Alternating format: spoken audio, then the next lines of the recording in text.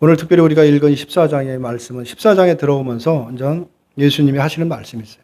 예수님이 특별히 잔치 비유를 통해서 하나님의 나라, 천국의 현재적인 삶이 무엇인가를 계속해서 말씀하고 있다라고 볼 수가 있습니다. 14장은 안식일 날 예수님이 바리새인 집에 떡을 잡수러 들어가는 것으로 시작을 하거든요. 들어가서 그 자리에 가보니까 바리새인들, 유대인들 나름대로의 자기의 정말 우월감에 가득 차 있는 사람들이 다 모여 있는 자리입니다, 사실. 그런 자리에 들어가서 예수님이 비유로 말씀을 하는 거예요. 비유로 말씀을 하시면서 너희들의 정말 그 너희들의 민낯, 너희들의 신앙의 모습이 무엇인지를 깨닫게 하시는 그런 말씀인데, 이 말씀을 통해서 정말 우리들이 하루하루 살아가지만 우리들이 바리새인적인 모습이 없는지를 우리가 살펴봐야 되는 것이고, 정말 우리가 정말 천국 백성으로 이 시간 하루하루 살아가면서 기쁨으로 살아가는지를 돌아봐야 되는 말씀은 분명한 것입니다. 예수님은 잔치를 비유해서 첫 번째 하신 비유의 말씀이 뭐냐면 청함을 받았을 때 높은 자리에 앉지 말라는 것을 말씀을 하고 있습니다. 그래서 첫 번째 비유로 말씀하신 것입니다. 왜냐하면 잔치 자리는 청함을 받은 자가 자기 자신을 드러내는 자리가 아니다라는 것을 말씀을 한 것입니다. 그리고 12절에서 14절에서 두 번째 잔치의 비유에서 말씀하시는 것은 뭐냐면 갚을 수 있는 부유한 사람들을 청하지 말고 오히려 갚을 수 없는 가난한 사람과 몸이 불편한 자들을 청하라고 이렇게 비유로 말씀을 하고 있는 것입니다. 이렇게 비유로 하시는 것은 뭐냐, 말씀하시는 것은 이 하나님의 나라, 천국의 삶, 그 삶을 현재적으로 보여주는 것이다 라고 볼 수가 있습니다. 여기서 잔치라는 것은 하나님의 나라를 비유하고 있는 것입니다. 그래서 우리는 예수님의 잔치 비유를 통해서 하나님의 나라가 무엇인지, 또 천국이 무엇인지를, 또 그 나라의 삶이 지금 현재 어떻게 나타나야지는지를 우리가 배울 수가 사실 있는 것입니다. 하나님의 나라는 갚음을 받는 나라가 아니다. 그것을 지금 말씀을 하고 있습니다. 천국은 우리에게 무엇을 갚으라는 요구를 하지 않는다는 것입니다. 이걸 지금 비유로 말씀을 하고 있는 것입니다. 잔치라는 것은 오로지 베푸는 것이지 갚음 받는 것이 될 수는 없다라는 것입니다. 다시 말해서 잔치에 참여를 하면 그 잔치를 즐기는 것이지 내가 뭔가를 이렇게 해서 잔치를 초대받은 것에서 갚아야 되겠다는 생각을 해서는 안 된다라는 것을 말씀을 하고 있는 것입니다. 또 잔치에 초청을 받았으면 그건 초청한 사람의 은혜인 것이지 네가 무엇을 자격이 있어서 초청을 받은 것이 아니다라는 것을 계속해서 비유로 말씀하십니다. 하나님은 도무지 갚을 수 없는 무능력한 사람들을 잔치에 초청을 하신 것입니다. 그들이 바로 가난하고 몸이 불편하고 저는 자들이며 맹인들이다라고 말씀하시는데, 그것이 바로 오늘날 우리들을 말하고 있는 것입니다. 우리 자신들을 말하고 있다라고 볼 수가 있죠. 그러므로 천국의 현재적인 삶은 베푸신 은혜에 감사하며 누리는 것이지 그에 대해서 감사하는 것이 뭔가를 갚아야 되겠다는 생각, 그 생각을 버려야 된다라는 것을 말하고 있는 것입니다. 이 부분을 예수님이 강조한다라고 볼 수가 있죠. 근데 예수님은 이 말씀을 왜 이렇게 비유로 말씀하시냐라는 것이죠. 그냥 우리가 누구나 알아듣게 편하게 말씀하시면 되는데 이런 비유를 들어서 하시는 이유가 과연 무엇일까라는 것인데, 그 이유가 있습니다. 그 이유는 우리가 지난번에도 봤는데 누가복음 8장 10절의 말씀을 보면 누가복음 8장 10절에서 이런 말씀을 하셨습니다.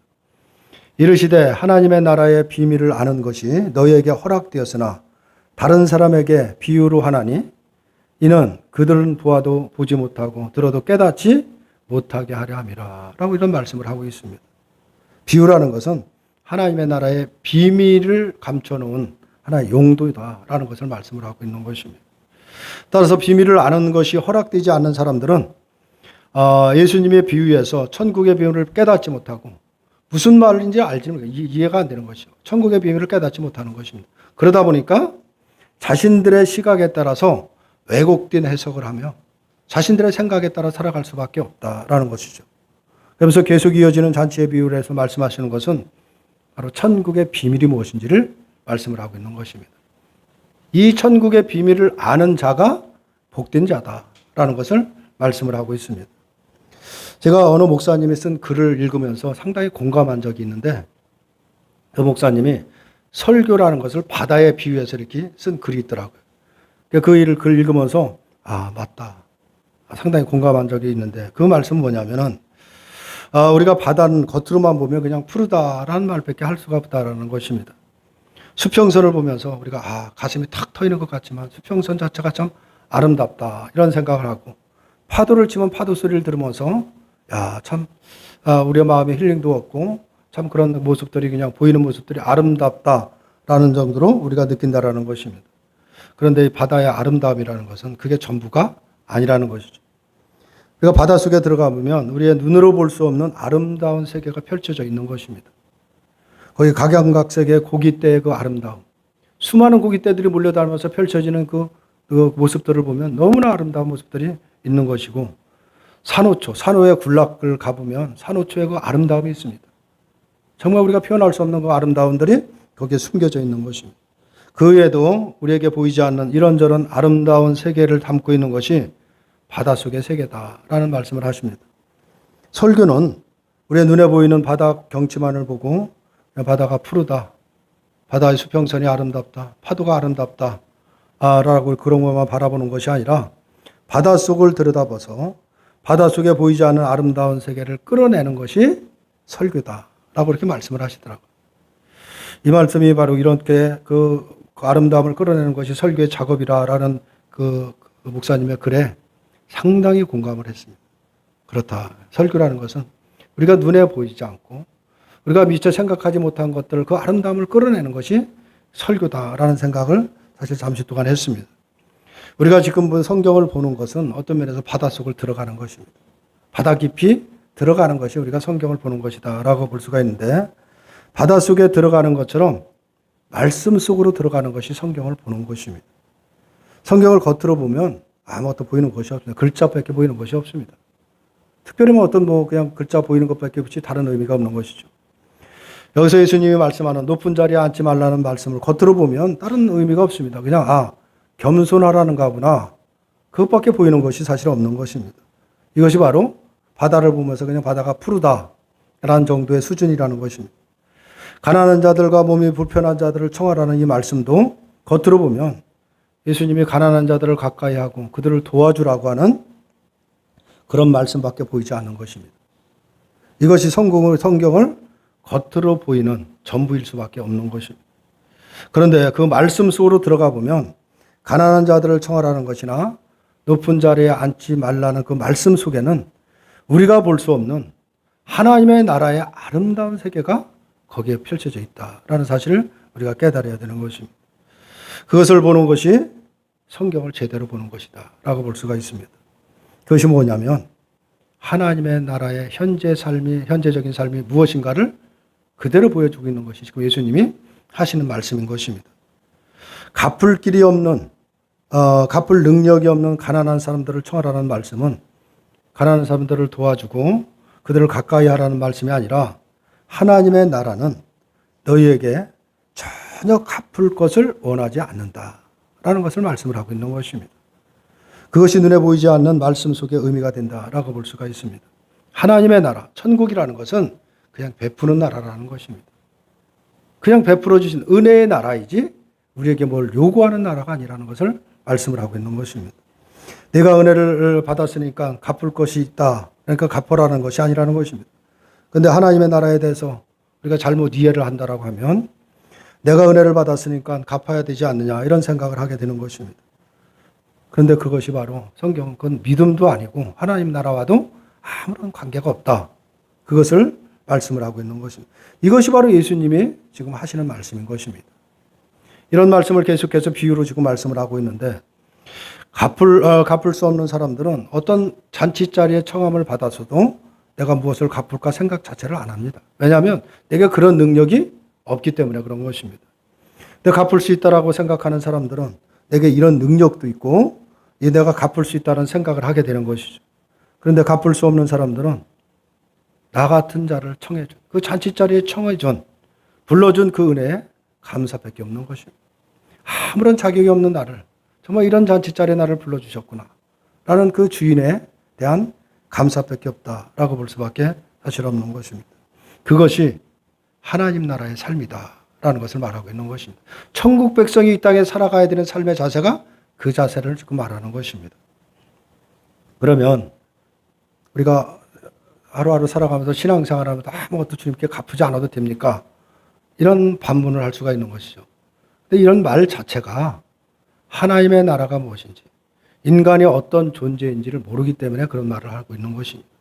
인간이라는 것은 무언가를 갚을 수 있는 그런 존재가 못 됩니다. 이것을 우리가 깨달아야 되는 것입니다. 인간은 내가 뭔가를 열심히 해서 뭔가를 갚을 수 있다 이런 생각을 할지 모르지만 그런 능력이 없는 존재인 것입니다. 그것이 인간의 실체인 것입니다. 하나님이 베푸신 은혜는 우리가 갚을 수 있는 그런 수준 낮은 것이 아니다라는 사실을 우리가 깨달아야 되는 것입니다. 이것이 예수님이 하시는 말씀인 것입니다. 이것이 지금 바리새인들을 향해서 이 잔치 비유를 통해서 너희들이 뭔가 신앙생활을 대단히 잘하고 있고 율법 규례를 철저하게 지킴으로 인해서 대단히 너희들이 하나님 앞에 합당한 존재처럼 생각하고 있는데 착각하지 말라는 것입니다. 하나님의 나라는 천국은 그런 나라가 아니다라는 것을 지금 잔치 비유로 지금 말씀을 하는 것입니다. 근데 이런 말씀을 하니까 거기에 또 반기를 드는 사람이 나타난 것입니다. 오늘 그 말씀을 보니까 잔치 자리에서 함께 먹고 있던 사람 중에 하나가 또 예수님의 말씀을 듣고 반응을 하고 있습니다. 그래서 15절에서 그렇게 말씀을 하죠. 15절을 보면 무릇 하나님의 나라에서 떡을 먹는 자는 복되도다 라고 이렇게 말을 하고 있습니다. 그 예수님에게 예수님이 하시는 말씀에 좀 불평을 하는 말씀이다 라고 보는 건데, 여기서 떡을 먹는 자는 초대를 받은 자를 의미하고 있습니다. 다시 말해서 이 사람은 무릇 하나님의 나라에 초대를 받는 자는 복되다 이걸 말하고 있는 것입니다. 이 사람은 무슨 의미로 이런 말을 하는 것일까 보면은, 이 사람은 함께 먹고 있던 사람이라고 한 걸 이렇게 표현하는 것을 보면 그 자리에 있던 바리새인이었다라는 것을 짐작할 수가 있는 것이죠. 바리새인이었다라고 한다면 지금 예수님이 하시는 말씀이 사실 어떻게 보면 상당히 좀 불편하다라고 이렇게 느낄 수가 있는 것입니다. 왜냐하면 자신들의 신앙, 자신들의 그 열심을 전혀 인정해 주지 않다 보니까 예수님이 하시는 말씀이 불편할 수밖에 없는 것입니다. 그래서 오늘 예수님이 하시는 13절의 말씀에 잔치를 베풀거든 차라리 가난한 자들과 몸 불편한 자들과 전원자들과 맹인들을 청하라는 이 말씀은 그 자리에 있는 바리새인들을 무시하는 것과 같은 의미로 드릴 수밖에 사실 없는 것입니다. 그렇기 때문에 그 말을 들으면서 심기가 매우 불편할 수밖에 없는 것이죠. 그래서 이 사람은 무릇 하나님의 나라에서 떡을 먹는 자가 복되다는 말로 예수님의 말씀에 반박을 하고 있다라고 볼 수가 있는 것이죠. 바리새인은 자신들이야말로 하나님의 나라에 잔치를 하고 초대를 하면 당연히 들어갈 사람이다. 당연히 그 잔치에 참여할 사람이라고 자신을 갖고 있는 사람들이 누구냐? 이 바리새인들이라고 볼 수가 있습니다.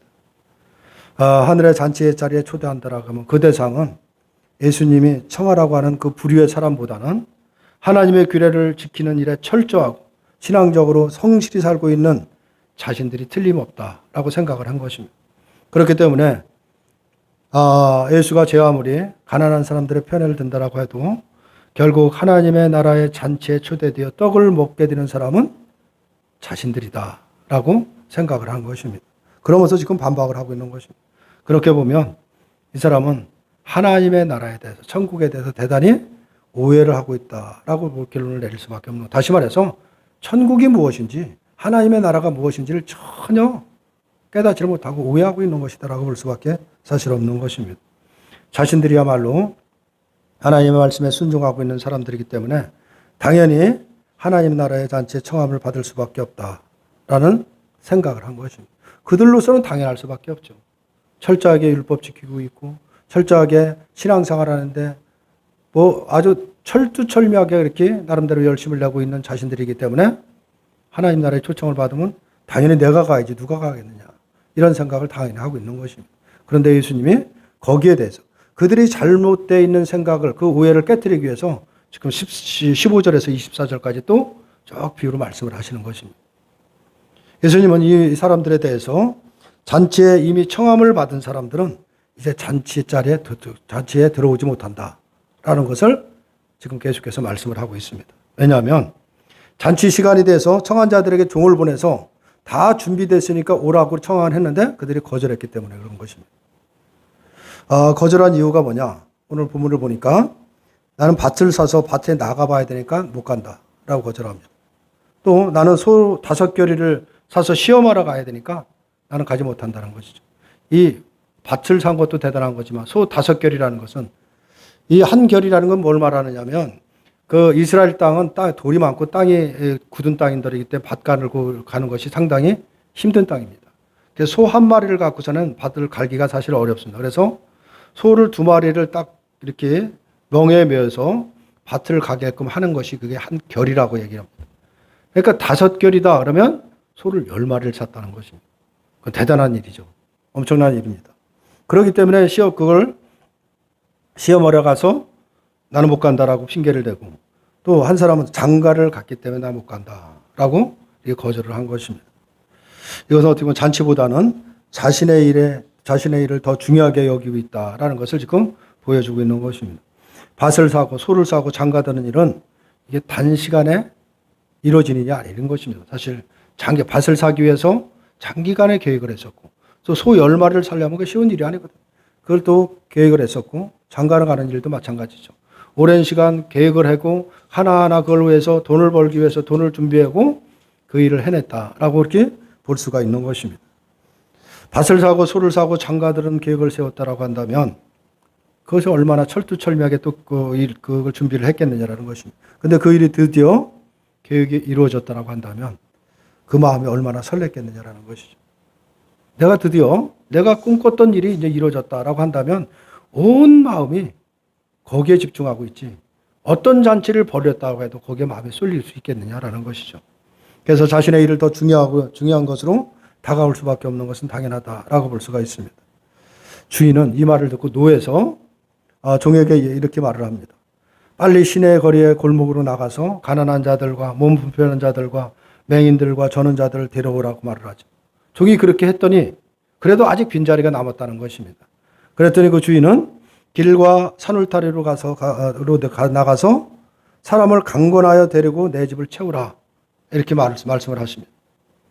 그렇게 청함을 거절한 사람들을 대신에 주인의 잔치에 채운 사람들의 특징을 우리가 가만히 한번 보면 이들은 하나같이 잔치에 청함을 받을 만한 사람들이 아니라는 것입니다. 이것이 그들의 지금 잔치의 자리에 참여한 사람들의 특징이다라고 볼 수가 있죠. 여기서 강건함으로 데려오라라는 이 말씀을 무슨 그냥 억지로 강제적으로 데려오라는 말씀처럼 들릴지 모르겠지만 오늘 본문에 보면 한편으로는 이 말은 청함을 했는데 청함을 사양하는 사람들에게 강하게 권해서 좀 데려오라라는 말로 그런 의미로 우리가 이해할 수가 있는 것입니다. 왜냐하면 여기서 길과 산 울타리가라는 이 말은 뭘 말하는 거냐면 이스라엘 밖을 말하고 있는 것입니다. 다시 말하면 이들은 이방이라는 의미를 갖고 있는 것입니다. 유대인이 아니라 이스라엘 밖에 나가서 이방인들을 초대하라는 것을 말씀을 하고 있는 것입니다. 이방인이라고 하면 유대인들이 아무리 어떤 큰 잔치를 베풀어 갖고 초대를 한다고 설득하기가 쉽지 않은 자리인 것입니다. 왜냐하면 유대인들이 이방인들을 어떻게 취급을 하는지 그들이 너무나도 잘 알기 때문에 그런 것입니다. 사람 취급을 안 합니다. 어떤 짐승처럼 취급하는 것이 이방인 취급이거든요. 그들이 너무나 잘 알기 때문에 유대인들이 잔치를 베풀고 우리를 초대했다? 그 쉽게 응할 자리가 아니다라는 것을 스스로 알기 때문에 선뜻 허락하지는 않는 것입니다. 그렇기 때문에 그렇게 선뜻 그렇게 거기 허락하지 않고 사양하는 사람들에게도 포기하지 말고 그들을 깊이로 데려오라라는 말로 강건하여 그를 데려오라라는 의미로 우리가 이해할 수가 있는 것입니다. 따라서 주인의 청함을 받은 잔치에 참여한 사람들의 이 공통점은 나 같은 자를 청한 주인의 감사하는 마음이 가득할 수밖에 없는 것입니다. 자격 없는 나를 그런 잔치에 불러주신 그 주님의 은혜, 거기에 감사하는 마음이 앞설 거다라고 볼 수가 있는 것이 이것이 바로 오늘 잔치자리에 청했는데 청함을 거절한 사람들과 다른 점이다라는 것을 지금 보여주고 있는 것입니다. 청함을 거절한 사람들은 자신이 청함 받은 것을 대단한 일로 여기지 않았다라고 볼 수밖에 없죠. 그렇기 때문에 자신을 청한 주인에게도 감사하는 마음이 없는 것입니다.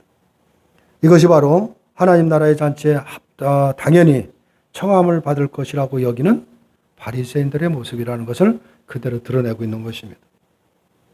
그런데 만약 정말 내가 전혀 자격이 없는데 나를 귀한 자리에 청함을 했다라고 하는 것을 깨닫는다라고 한다면 그런 태도는 보이지 않는다라고 볼 수밖에 없는 것이죠. 예를 들면 우리가 조선시대에 평범하게 그냥 시골에서 농사를 짓고 있는 평범한 농부가 있는데 그 농부에게 하루에는 초청장이 왔습니다. 왕궁, 궁궐에서 임금이 만찬을 차려놓고 거기에 참석하라는 초청장을 만약에 보냈다라고 한다면 그 농부의 반응이 어떻겠느냐라는 것이죠.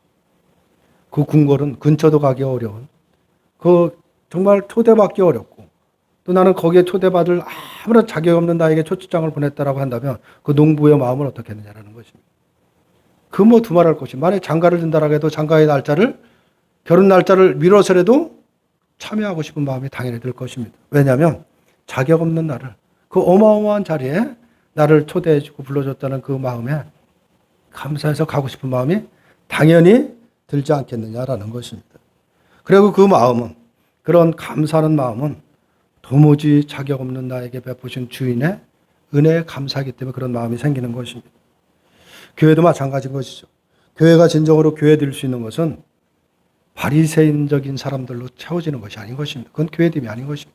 물론 바리새인적인 사람들로 가득 교회가 채워지면 외형적으로 보기에는 대단히 어떤 면에서 보면 훌륭한 교회로 부각될 것은 분명한 것입니다. 모든 교인이 신앙생활을 열심히 하고 하나님의 말씀대로 살려고 노력한다면 분명 그 교회는 뭐가 다르다라고 볼 수밖에 없는 것입니다. 외형적으로는 그렇게 보일 수밖에 없는 것입니다. 그러나 중요한 것은 그 내면 안에 들어가 보면 감사함보다는, 내가 주님이 불러주셔서 이 교회에 나와서 교회를 섬긴다는 그 감사함보다는 서로가 자신을 높이기 위해 바쁜 것이고, 나 같은 자가 천국 안 가면 누가 가겠느냐, 이런 마음으로 가득 채워지는 것이고, 무엇보다도 내 이 열심이 하나님 나라에 천국에 가는 것은 당연하다라는 그런 마음으로 가득 채워져 있는 것은 분명한 것입니다. 그런 마음에 무슨 감사함이 있겠느냐라는 것입니다. 그것을 가지고 교회됨이라고 볼 수는 사실은 없는 것입니다.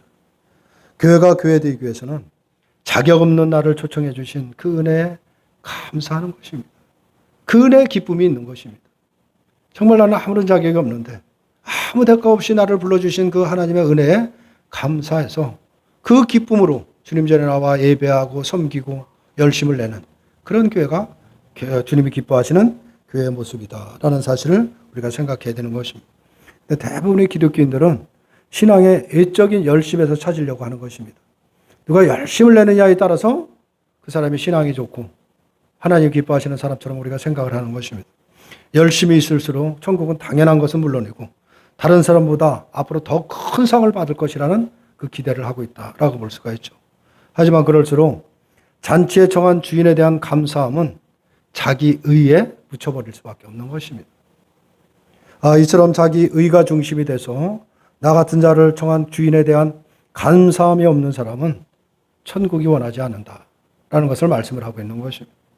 이것이 바로 천국의 비밀이라는 것을 예수님이 지금 비유를 통해서 말씀을 하고 있는 것입니다. 자기의 의를 이루고자 하는 사람은 천국에 가도 남들보다 더 큰 상을 받아야 되겠다, 또 받을 것이라는 그런 생각을 하게 되는 것입니다. 하지만 천국은 그런 것이 아닌 것입니다. 천국은 바로 인간의 의라는 것은 먼지만큼도 용납되지 않는 것이 그것이 하나님 나라인 것입니다. 그것이 천국인 것입니다. 사람이 죽을 때 자기의 소유, 자기의 명예, 자기가 세워놨던 어떤 세상의 모든 것이 완전히 단절되는 것처럼 바로 자기 의와도 완전히 단절돼서 오직 예수님의 의로만 들어가는 것이 그것이 천국이라는 것을 말하고 있는 것입니다. 네가 세상에서 무엇을 했던 뭐를 잃었던 그거와는 아무런 상관이 없다라는 것을 말씀을 하고 있는 것입니다. 우리가 잘 아는 말씀이 있죠. 에베소서 2장 8절 9절의 말씀을 보면 이렇게 말씀을 합니다. 너희는 그 은혜에 의하여 믿음으로 말미암아 구원을 받았으니 이것은 너희에게서 난 것이 아니요 하나님의 선물이라. 행위에서 난 것이 아니니 이는 누구든지 자랑하지 못하게 함이라 라고 이렇게 말씀을 하고 있습니다. 그런데 우리는 늘 여기에서 내가 천국 백성 된 것, 나의 어떤 특별히 나의 자격이 있어서 부른 것처럼 나의 열심으로 인해서 우리가 천국 가는 것처럼 생각한다라고 한다면 그것이 바로 예수님이 지금 책망하는 바리새인들의 모습이다라는 사실을 우리가 생각해야 되는 것입니다.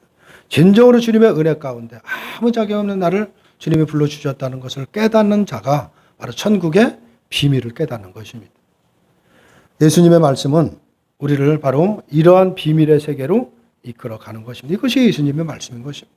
예수님의 말씀을 우리가 말씀의 세계로 들어가면 나는 아무것도 아닌 존재를 깨닫습니다. 내가 구원받았다는 이 사실, 이것은 전적인 하나님의 은혜구나 라는 것을 깨달을 수밖에 없는 것입니다. 그래서 그 은혜에 감사해서 그 은혜에 정말 말할 수 없는 그 기쁨이 있는 것입니다. 그 은혜에 감사하고 기쁨이 넘치는 자가 하나님이 찾으시는 성도고 천국 백성이고 잔치의 초대 백성이다라는 것을 말씀을 하고 있는 것입니다. 천국이 예수님의 의로만 들어간다.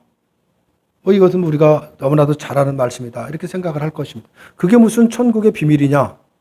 우리가 이렇게 반문할 수도 있을 것입니다. 그러나 어떻게 보면 그것은 우리가 천국은 하나님이 그 은혜 가운데 하나님의 선물로 주신 그 믿음 안에서 우리가 구원받았다는 이 사실을 우리가 알고는 있지만 어떻게 보면 지식으로 머물 수도 있다는 사실을 우리가 생각해야 되는 것입니다. 우리가 그것을 알면서도 여전히 자기에 의해 자유롭지 못하다라고 한다면 그것은 천국의 비밀을 깨닫지 못한 것입니다.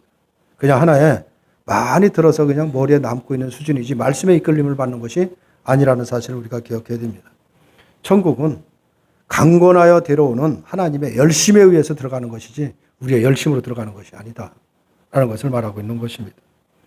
바로 그렇게 우리가 나의 열심으로 인해서 그것을 근거 삼아서 천국에서 더 큰 상을 기대한다고 한다면 이것은 천국과는 관계가 없는 삶이다 라는 것을 깨달아야 되는 것입니다. 천국에 어울리는 것은 나 같은 자를 잔치에 초청해 주시고 강건하여서 그 자리에 앉히게 하신 하나님의 열심에 늘 감사하는 것입니다. 그것 때문에 기뻐하고 살아가는 것입니다.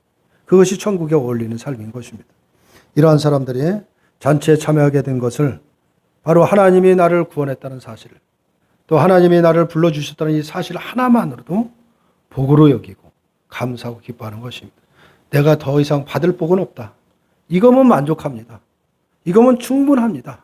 라고 기뻐하며 살아간다라는 것입니다. 우리는 잔치에 들어올 자격이 없는 사람이 분명한 것입니다. 하나님이 부르시고 예수님의 의의 옷을 입혀주셔서 우리를 천국에 들어오게 하신 것입니다. 오늘 13절에서 예수님은 그들이 갚을 것이 없으므로 의인들의 부활 시에 내가 갚음을 받으리라 라고 말씀을 하고 있습니다. 하나님의 갚으심은 우리의 열심의 대가가 아닌 것입니다. 그것이 아니라 오직 예수님의 의를 믿는 자들에게 주어지는 부활의 영광이라는 것을 말씀을 하고 있는 것입니다. 세상의 보상이라는 것은 일시적인 것이죠. 한순간에 끝납니다. 그러나 하나님의 갚으심은 영원한 것입니다. 우리가 섬기는 것, 우리가 열심을 내는 것, 우리가 신앙생활을 열심히 섬기고 봉사하는 것은 내가 더 의로운 자가 되기 위해서 하는 것이 아닌 것입니다. 그래서 우리가 신앙을 열심을 내는 것이 아니라 바로 내가 이미 그런 은혜를 받은 자이기 때문에 말할 수 없는 복을 받은 자이기 때문에 그 은혜에 감사해서 우리가 신앙생활을 열심히 하는 것이고 열심히 교회를 봉사하는 것이고 섬기는 것이지 뭔가 앞으로 더 의로운 자가 되기 위해서 하는 것이 아니라는 사실을 우리가 생각해야 됩니다. 우리는 모두 하나님의 잔치에 들어갈 자격이 없는 자들인 것은 분명한 것입니다. 그런데 중요한 것은 주님이 우리를 부르셨다는 사실인 것입니다. 이 은혜에 감사하시길 바랍니다. 이 은혜가 회복되어야 되는 것입니다. 그럴 때 우리는 세상에 어떤 모양으로 살아가더라도 불평불만이 아니라 어떤 상황에 어떤 자리에 내가 있다라고 해도 그것이 감사할 수가 있는 것입니다. 그것이 기쁨이 될 수가 있는 것입니다. 그것에 감사하고 기뻐하고 살아가는 자, 그가 바로 잔치에 초대된 자다라는 것을 말씀을 하고 있는 것입니다. 우리가 이런 은혜를 우리가 기억한다라고 한다면 우리는 세상의 가치와 세상의 계산을 다 내려놓을 수가 있는 것입니다. 주님이 부르셨다는데 거기에 무슨 이유가 있겠습니까? 그 은혜에 감사하고 살아가는 것, 그것이 진정한 천국 백성이라는 것을 예수님이 오늘 우리들에게 하시는 말씀입니다. 우리가 세상에 살아가서 눈에 보이는 것이 전부인 것처럼 우리가 생각할 때가 많지만 좀 더 우리가 영적으로 바라보면 나의 생명이 어디 있는가를 우리가 깊이 생각해야 되는 것입니다. 잠시 있다가 누렸다가 없어질 이 세상이 아니라 영원한 나라, 그 하나님 나라, 영원한 생명이 내게 주셨다는 이 사실 하나만으로도 우리는 감사할 수 있다는 사실을 기억하시고 그 우리를 불러주시는 하나님을 바라보면서 늘 감사하고 찬송하시는 저와 여러분들이 다 되시기를 주님의 이름으로 축원합니다.